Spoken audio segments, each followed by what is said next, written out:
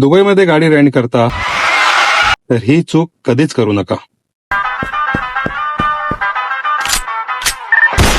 सर्वात प्रथम तुम्हाला किलोमीटर्स लिमिट किती आहे पर डे ते विचारून घ्या.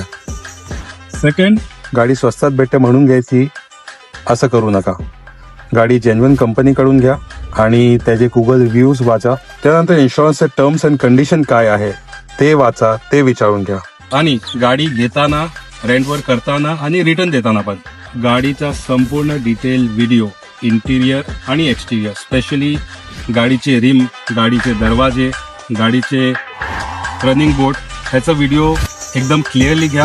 आणि लास्ट, त्यांचे रूल्स काय आहेत, त्यांच्या सालिकवर रूल्स काय आहेत, त्यांच्या फाईन्सवर रूल्स काय आहेत, हे सर्व विचारून घ्या. आणखी काय तुम्हाला रेंट कारबद्दल विचारायचं असेल तर मला कमेंट करा किंवा मेसेज करा. I am here to help you.